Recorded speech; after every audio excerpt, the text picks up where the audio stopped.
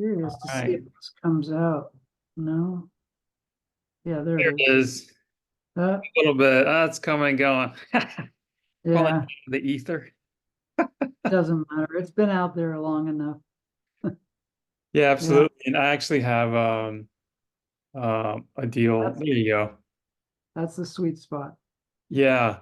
I've got a clip of it up here too.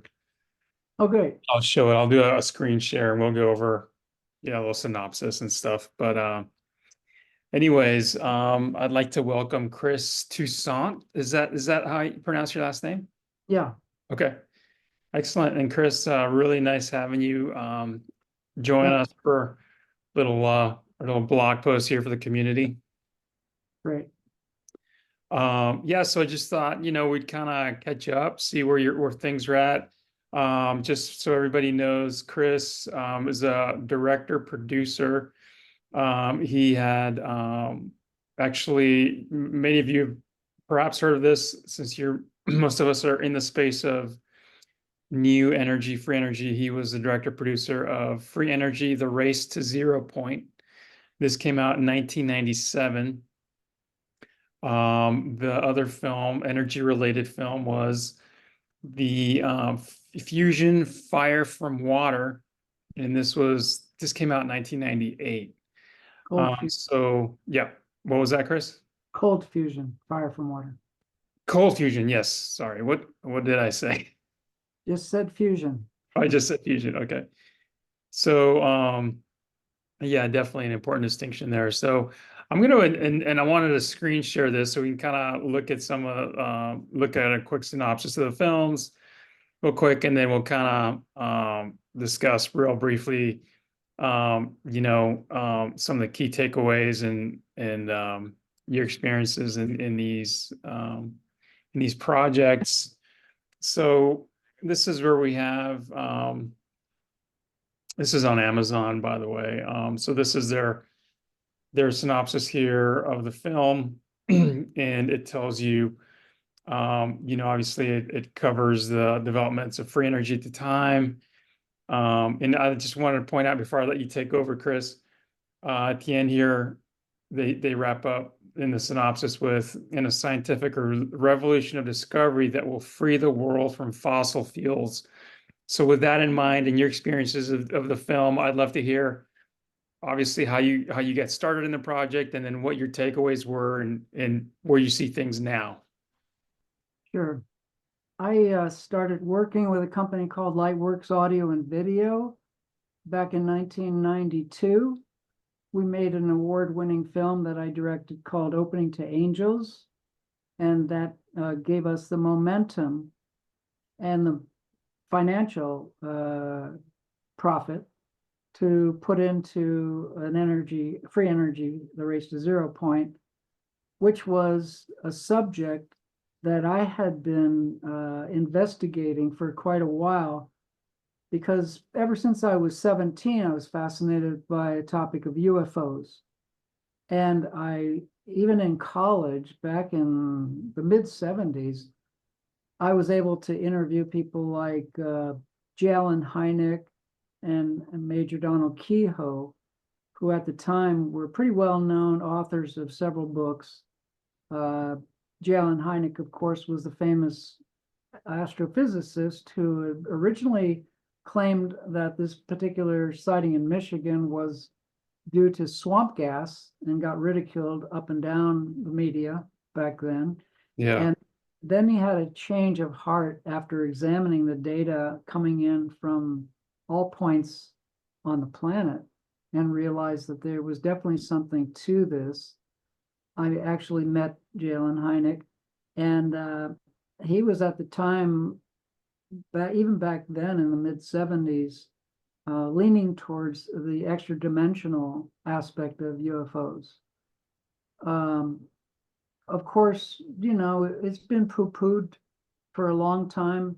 And only recently, in the last couple of years, of course, have whistleblowers come out and secret projects been revealed in the military, and the Tic Tac video and all these other things the New York Mhm. Times reported on, to really make it more legitimate. Hold on a second. Hmm. Yeah, very good points. I completely agree. Um, yeah, a lot of this technology is so closely tied into the free energy. Yeah, so pretty much I at the time knew instinctively that there was something to this. I studied it for many years, read a lot of books, and realized, of course, that they were not using fossil fuels, coal, or anything like that to Yep, either get here or to move around in the skies. So, you know, absolutely.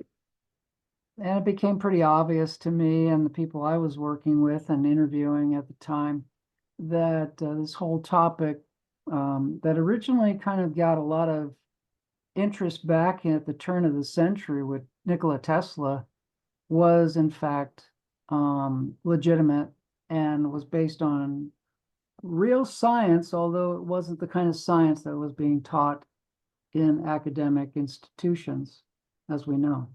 And it's still not really taught there. So back in the mid 90s, we got wind of different inventors, and we actually went out on the road to places like Mississippi and Vancouver and met with some very interesting people that were involved with either creating energy devices or they were actual scientists who were investigating with quantum physics and some of these heretical type of concepts of the 0 point field, which even around that time, the Air Force had admitted it was real and they actually applied for and received a patent. Mm. Although, Really? Wow. as we know now, of course, a lot of legitimate energy inventors, some of whom we contacted, but they were under gag orders with when they got slapped with national security um, gag orders, and they weren't able to talk to us. But a number of inventors didn't care about that, um, or they were just being ignored because some of their concepts were so far out. So we interviewed people like John Hutchison. He gave us a number of his videos showing very anomalous type of high frequency, high voltage types of um, tapping into the 0 point energy, which cause even things like ice cream to levitate. You Oh, know? I've seen that video. Mm. Yeah, yeah, cannonballs, all kinds of stuff. So we included that in the video. Um, it's still pretty popular. It's something that then led me to work on a project with Dr. Eugene Maloff, who was the editor of Infinite Energy magazine, and with the support of Arthur C. Clarke, got funding to do a documentary on cold fusion fire from water, Hmm. which had a bigger budget. And in 1998, we got out onto the field in New Hampshire, back to Vancouver, where they had a new energy conference, and interviewed a number of people there. Mm. And it really seemed at the time like this was going to be imminent. There was a lot of research being done all over the world, especially in Italy and Japan and China, and of course in this country with Stanford Research Institute, um, people at Los Alamos, for instance, were not being suppressed in talking about this subject and doing small scale experiments to reveal excess energy Mm. from minimum inputs. We got some exclusives, and yet fast forward like 10 years from that, nothing has happened. Not anything. None of these devices, even though rode around in a magnetic motor driven car that had batteries that could always be continuously charging, Wow. there was never any marketing capability. That's amazing. What do you think that is, or what was happening? Well, I think there was a combination of different forces. Some of these inventors were kind of uh, greedy in a way, or they were really protective of their technologies. Sometimes they were slapped with, national security gag orders, like in the case of Adam Trombley. And then there were other people that were just ignored, or they were set up with marketing companies that wanted to control the technology and make a lot of money out of it. And they always seem to, clash with the ideals or the interests of the inventors. Oh, Uh, wow. so some of it was inventor ego. Uh, Dr. Stephen Greer talked about that in his movie, recently came out last year, The Lost Century, which I Oh, definitely right. recommend people watch. Yeah. So some of it was self-sabotaging and some of it was sabotaged by exterior forces. Of course, we know that Dr. Eugene Maloff was murdered at his Mm. parents' home. They claim that the perpetrators were brought to justice, but it just so happened to coincide with him wanting to release certain interesting uh, potential breakthrough technologies. Mm. That Yeah, I was was just thinking on that. Sorry, go ahead. that was several years after the film came out, but Okay. he did tell me confidentially he wanted to make more films, but of course that never happened. And the guy who funded this, in addition to Arthur C. Clarke, who mainly funded the Infinite Energy magazine, but this other fellow named Stephen, he had a nonprofit foundation, made a lot of money in the computer world. He mysteriously died too around the same time. Who's So he was the other producer of the film? he was like the funder, the main funder of it. Oh, no kidding. Okay. Yeah, he's Yep. not listed in the credits. Stephen Right. No, I think he's listed at the very end of the credits on the film itself. on the film itself. Got it. Yeah. C. Clark is in there. I think. Yeah, Arthur C. Clarke we actually hired a camera crew in Sri Lanka where he was living to be interviewed. So we gave them the questions and he sent, got an interview done and it was sent back to us. So we were um, really, you know, reaching a lot of different international uh, scientists. And we Mm. had not Stanley Pons, but we had Martin Fleischman in the movie, and he Martin gave Fleisch. Okay. a great interview. But getting back to the free energy, the race to zero point, at that time, like I said, it seemed like the breakthroughs were imminent. And in the video, we showed different um, categories or genres of types of technology, which could all be used in one way or another in different ways to tap the zero point energy. So we had T. Henry Moray, a story about him, Mm. uh, and he was like Tesla. They was using Earth energies or cosmic energies, as they called them back then. That was in Right. 1920s and 30s. Um, and then all in the 50s, we had several different people that um, were doing electromagnetic motors. That was very popular. And also plasma devices. Ken Shoulders and the Correas, Paolo and his wife were doing something on plasma energy. And Um, Shoulders. Yeah, I saw him here. yeah. Yeah. And then we went to the Tesla conferences as well, and I've been going to them on and off over the years. They occur every year, I think, in Albuquerque, New Mexico. What's the name of that conference that you go to, or is there more than one? It's the Extraordinary Technology Conference. Oh, I've heard of that one. Okay, yeah. Yeah, Okay. We interviewed, I think I've interviewed Paul Pantone 3 different times.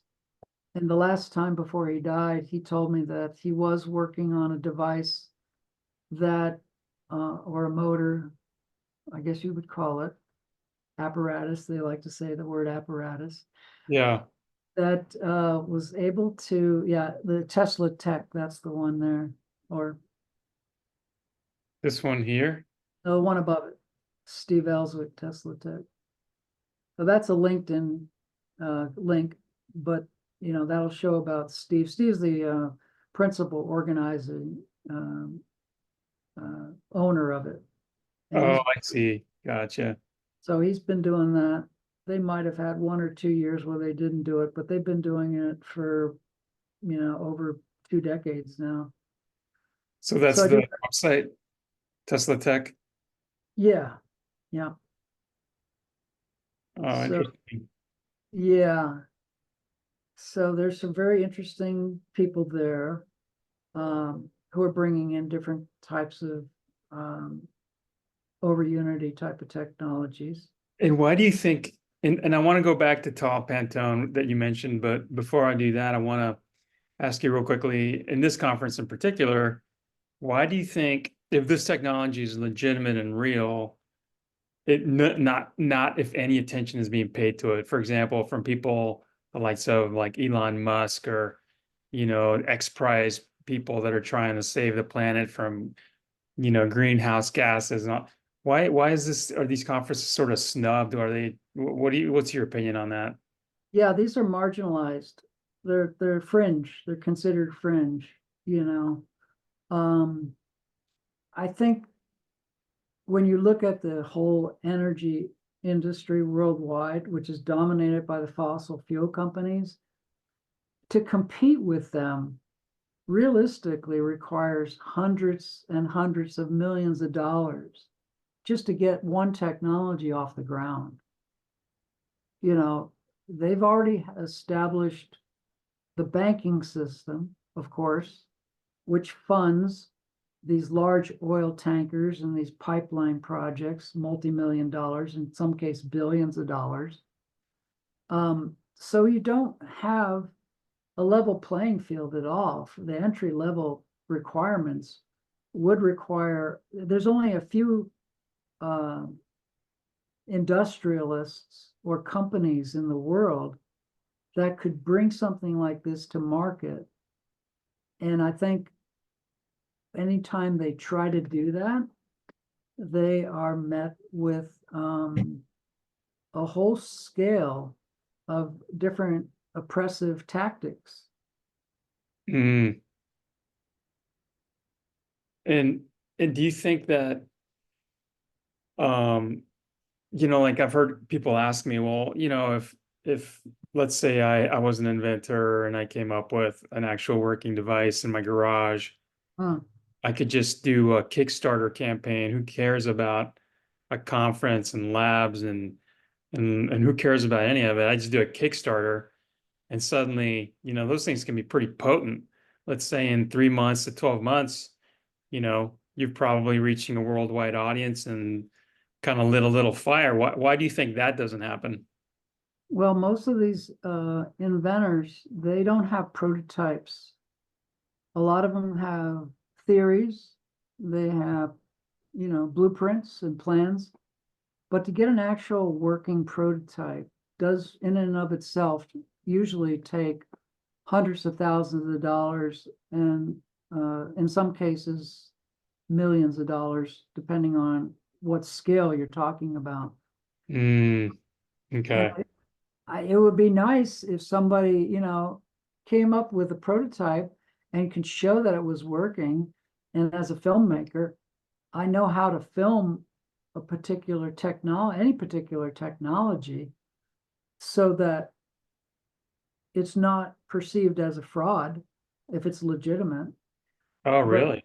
sure, but once again, and then we didn't have this capability during the time we made free energy the race to zero point, which is, it really needs to be set up in a particular kind of warehouse situation where you can have multiple cameras all shooting in real time 24/7. And Mm, if that was done, it would be easy to convince people that they've got a motor, they've got a generator, or whatever they want to call it, that's mhm, actually producing more energy output than it's taking to start and run the system. I see. That could be done. Uh, Yeah. nobody, I put that out there often to these inventors, and they want me to sign non-disclosure agreements and things like that. Great. I'm in the media. I'm about disclosing it. So you can actually convince people to buy it one of these days, So it So sounds like that's been part of the problem. These inventors get in their own way with NDAs and filing patents and getting investors and all that.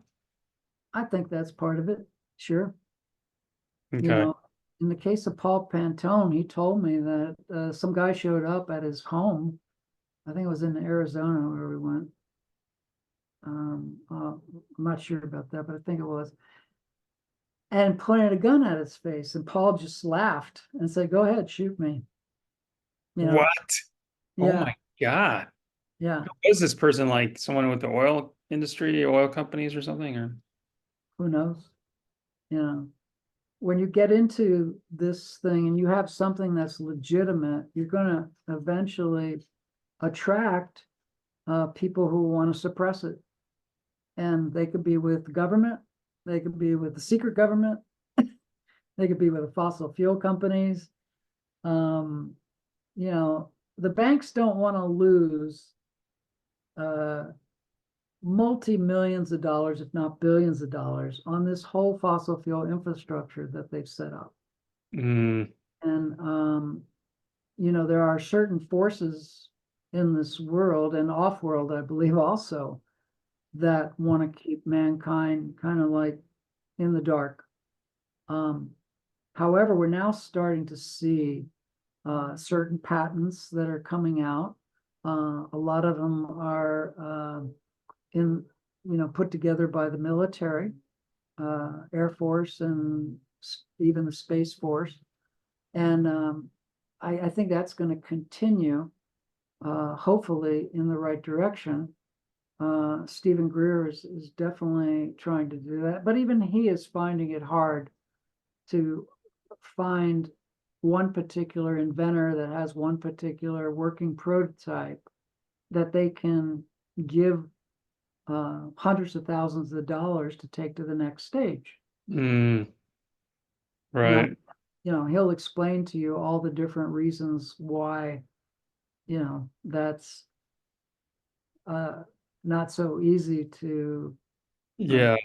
Like you make mentioned in his happen. film, yeah, his film does a pretty good job of that, The Lost Century. Right. Here, I wanted to show you real quick a clip of Pantone. This actually happens to be from Tesla Tech YouTube channel, and Okay. this was during his presentation in '98. So this is right around your time frame. Yeah, that looks like a similar device that we videotaped for our film.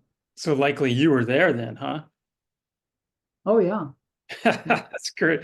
But here, let me I- play this real quick. What this clip is about is he discusses the device and then he goes on to some of the suppression you're talking about. I just thought it'd be interesting for everybody to hear this from Paul himself. right.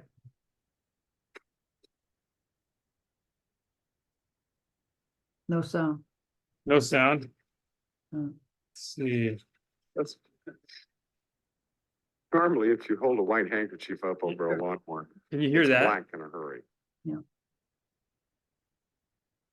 We were watching CNN there. Oh, I think it was in California a while back, and they were saying that the city of Los Angeles, as well as many other cities, were going to be banning these type engines for lawnmowers.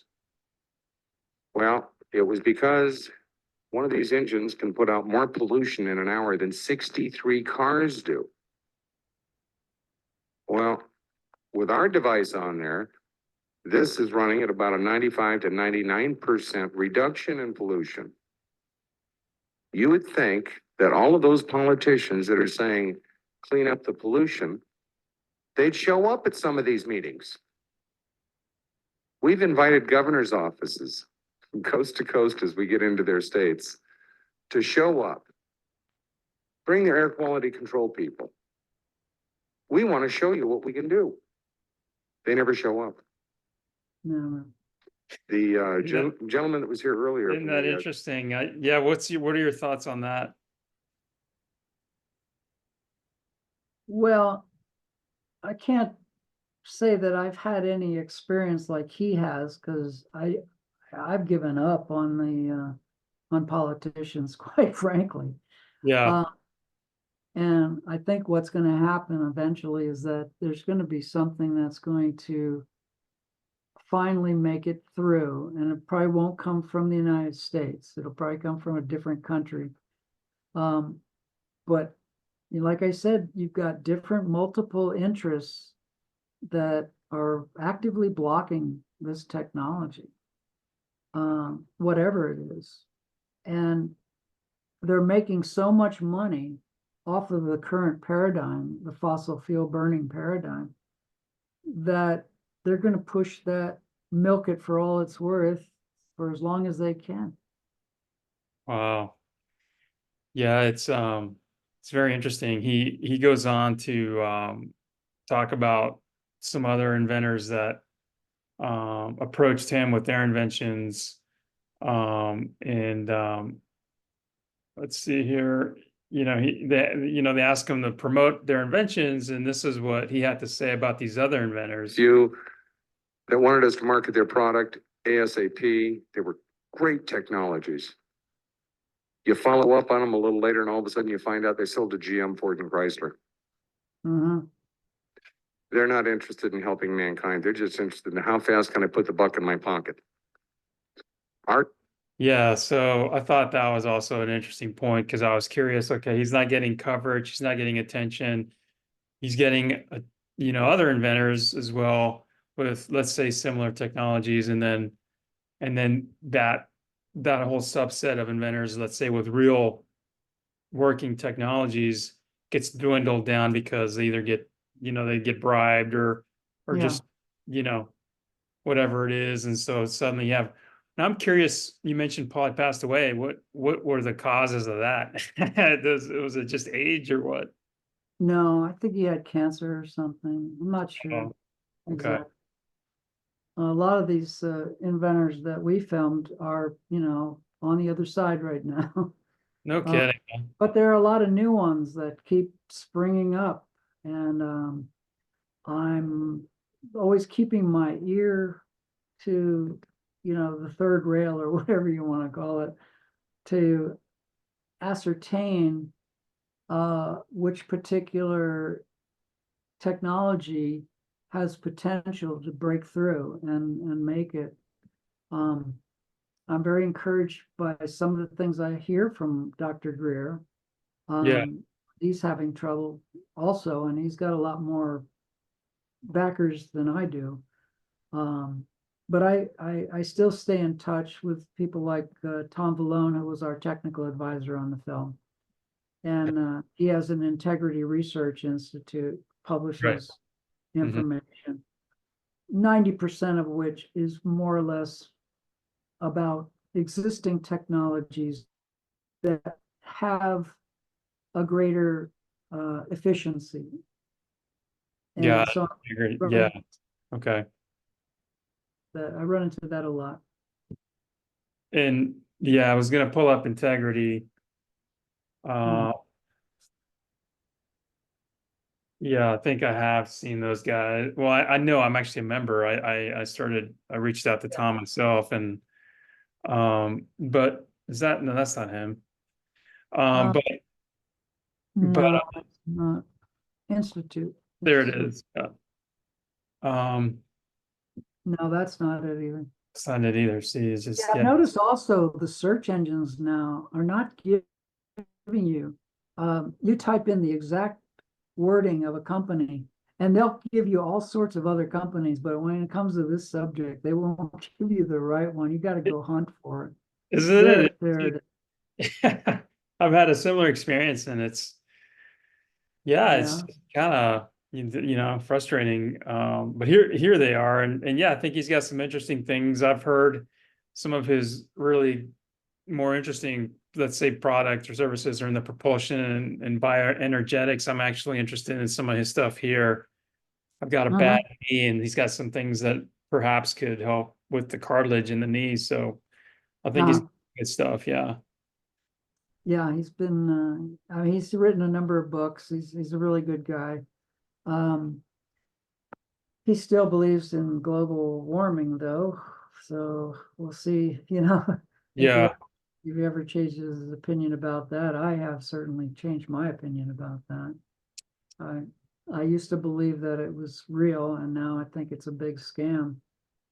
But we'll see. Yeah. Yeah. And that's another rabbit hole as well. That's a Yeah, good point. I mean, um, I wanted to talk to you as well, on this one company you sent me a link on. Speaking yeah. of current inventors, it sounds like they might have something here. What were you able to find about these folks? Not really much yet, Okay. because I found out about them about a month ago. Okay. So I haven't really delved into what they have. Um, but I am, curious to see where they're going on this. Yeah, they've got some interesting numbers. It sounds like they're trying to target electric vehicles. And Yeah, yeah, which kind of reminds me, you mentioned earlier you actually rode around in a vehicle that was said to you was running, you know, perpetually on its own power. Do you recall who the inventor was or what the name of the vehicle was? yeah. In the video, it was a segment we have with Troy Reed. There's Troy an Troy. Reed? Yes. Uh-huh. Huh. See if I can pull him up. Troy Reed. The Reed magnetic motor. Yeah, he was based in Oklahoma, so we went out and visited him as well. Interesting. Okay. Yeah. We'll definitely check that out. The world of alternative energy sources has witnessed its fair share. What's that guy? Okay. Yeah. Interesting. Yeah, I'll take a glimpse. But so how was that? Were you pretty impressed by that? Did it sound like they were close to anything in terms of production or? Yes, it did. Yeah, they were, telling me at the time, as a lot of inventors were, that they were in negotiations with potential funders and, potential marketing companies and all this. So, but Wow, nothing came of it. nothing came, huh? Perhaps he got Yeah, bought out this for this something. one, Dead Inventors Don't Talk, meet Troy Reed. I could see that's the clip by that thumbnail that's from my video. That's your video, isn't it? Your Yeah, video is everywhere. I've seen it everywhere. Yeah. yeah, we shot that. And I know in your video for Energy, you had Tom Bearden in there. He's Right. Yeah. yeah, he's someone that I really admire his work in a lot of videos, particularly even from your film that he recorded. What was your experience dealing with Tom? A lot of the science that he understands is a little bit beyond me, and actually quite a bit beyond me, to be honest. And he really knows scalar technologies. He really knows the ins and outs. He was behind this particular Japanese device that had a lot of promise, but eventually got squelched. Mm, Even the Japanese mafia threatened the inventor in Japan. no kidding. Yeah, Well, he was well known for his project with the Meg, that right? was the technology. Yeah. Is Mhm. that the Japanese technology you're talking about? Yes, No kidding. I think. Yeah. Yeah, so we got a quote of his on our website, and Okay. Welcome to level 1 virtual incubator. and then down here at the bottom, see he's got some really interesting research done on the Yeah. on the space, and it's just yeah, he's definitely been an inspiration for a lot of this stuff. And there's the one inventor out of Brussels or Belgium that was asking me for some information on the Meg that I got from Greer's website, and he's Uh. no longer on his site now, but you know, our incubator level ones, we've joined I've joined the CE5 New Energy Group, which is called the ZPE Project Group. Uh-huh. Let me put them up here for you so you can see the website. I think it should forward to a new one they've got. No, it's not forwarding, but this is their old website. Right. You know, and so they've actually been able to zero in on two different, let's see if I can find it. There it is. So they've managed to focus on three different technologies right now, Uh-huh. that they're pretty close at being able to you know, address an actual prototype. Some of these, I believe, are existing technologies, Right. devices that they're trying to acquire. And then one is a solid state that they're working with an engineer that worked in these in this technology under what seems to be some of these secret projects that has been allowed, believe it or not, to work with this group. Right. And so we're in the process of you know, raising some funds to help them get this prototype built. Uh-huh. You know, it's somewhere in the ballpark of $50,000 for a prototype, which I think is probably pretty reasonable if it's something that can do somewhere, I believe, in the 15 kilowatt range Oh. per hour. Yeah, so that would be pretty interesting. I think they've also got a crystal technology that they're looking at. Uh-huh. Yeah. So yeah, are you familiar with any technologies along those lines, like actually more specifically similar to Paul Pantone's approach? Are you familiar with any technologies that are like conversion technologies? So something that would, like, for example, be able to convert an internal combustion engine to run on hydrogen, for example, or I should say water. Are you familiar with anything like that, or did you ever look at any of those? Not in particular, no. Outside of some of the inventors that we videotaped in cold fusion fire from water. Yeah. And that's really interesting too on the cold fusion side. You know, what was some of the, you know, your personal takeaways then, and how do you view it now on the cold fusion side? I know that the US government is trying to make a big deal. I'm sure you saw it last year, right?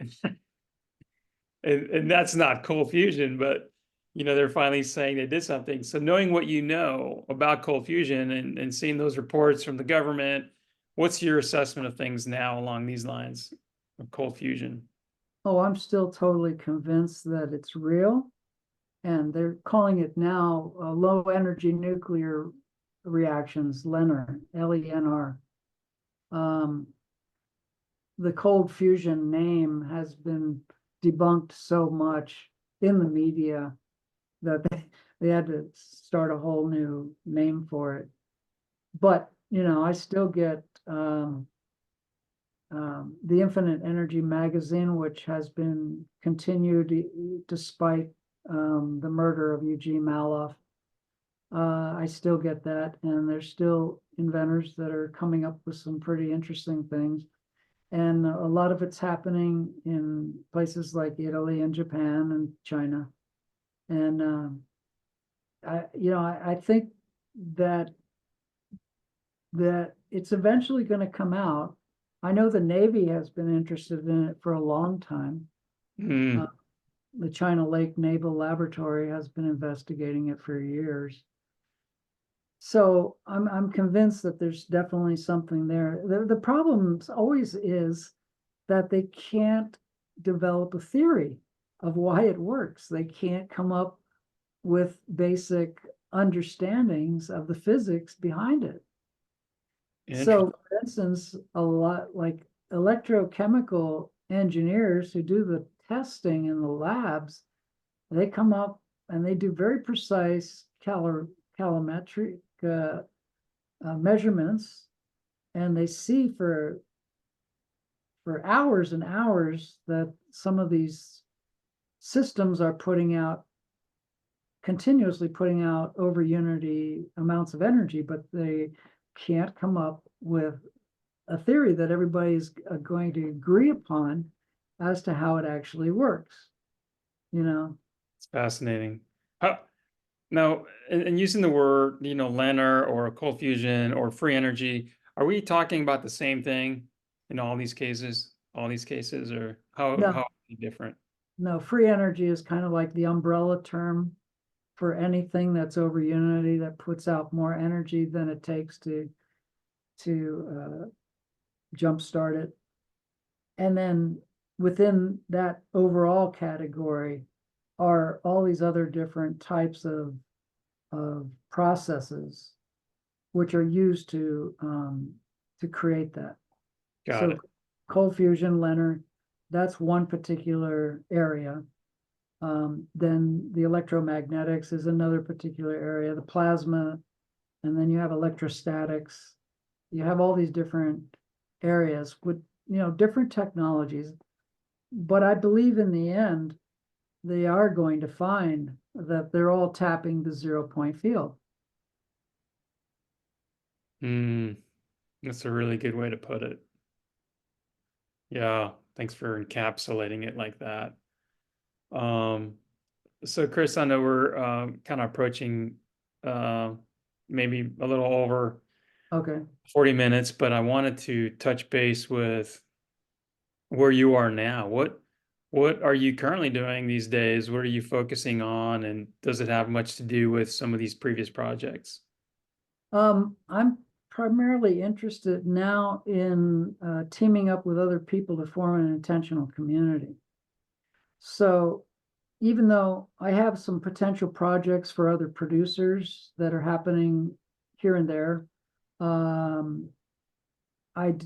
as far as documentary filming and things like that, I'm not so focused on the free energy field unless somebody comes to me and says, "Hey, do you want to, do this?" And I'll say, "Sure. Is there any funding?" Yeah, because I've got to eat. But at the same time, I'm lucky enough that I do have a core group of different producers that, have me doing things that aren't commercial, that are more nonprofit or more humanitarian oriented. And ultimately, I'd like to be involved with starting an intentional community that will actually have an incubator like you have, or workshops that can actually mass produce and manufacture devices, free energy devices. They don't have to be like, huge factories or anything like that, but just kind of like workshops, different labs. But it would only be technologies which are affordable. It won't be something that you're going to have, PG&E buy up and scale up for millions of dollars. I'm not interested in that kind of a free energy device or that kind of a, megawatt generator. But I am interested in, potentially having these things to power off-grid communities, not just the usual solar and wind options. Yeah, absolutely. And that's how we met, right? We met at the Tribe event in San Diego, which was great. Are you looking at any other ones? Are you going to be going to the one, I guess this coming weekend is Chinese New Year one, but I think the following one is in February for the tribe. What's the full name of it? I'm blanking out on it. Gathering of the Tribes. Gathering of the Tribes, yeah. Yeah. I don't know yet. Yeah. That's interesting. Well, and I definitely want to talk to you. The whole concept of level one is an actual community concept. So I definitely want to share with that with you as well at some point. It's a sort of a community development project that would have as a sort of the substructure is the incubator. An incubator focused in two areas, primarily is the energy, but also having one with agriculture. So Mhm. include agricultural systems or vertical farming, and then and using these things to come up with products or services that support the community, so the members, um, are able to live and have all their needs met. But then there are also these little interesting nuggets that they're producing out to the world at large.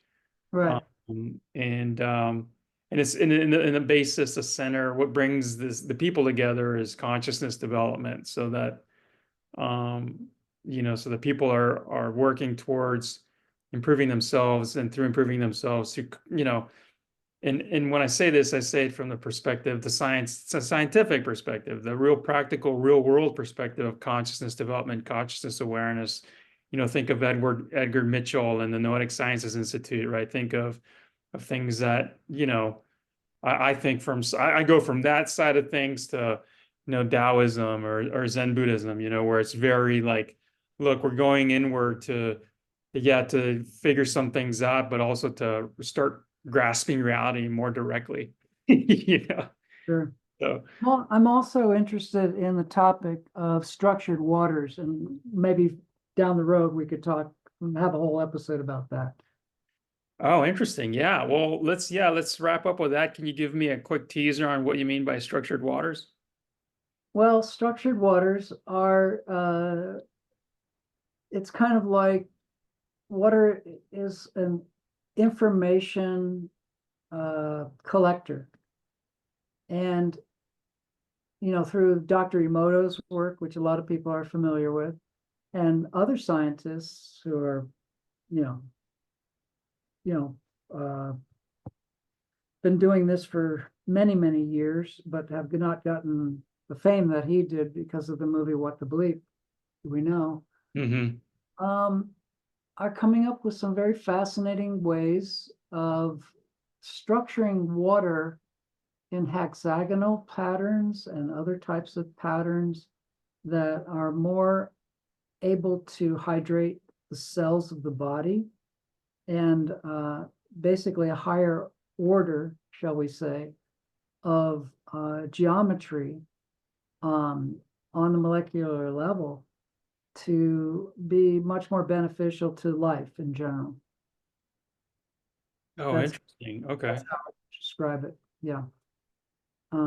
The type of water, for instance, tap water that comes through pipes and goes through, straight lines and then, 90-degree angles. A lot of its structure is totally ripped apart. Mm. There's a way through magnetics and through actually the power of, human energy fields to be able to structure it in such a way as to make it more life-giving. Interesting. It reminds me of I've heard of some technologies that use like you said, electromagnetic energy, scalar wave energy to organize the molecules. And in Yeah, the case of Nassim Haramein, he's got the arc, I believe, the arc crystal, and I think he even puts it in a water bottle. right. Yeah. Yeah.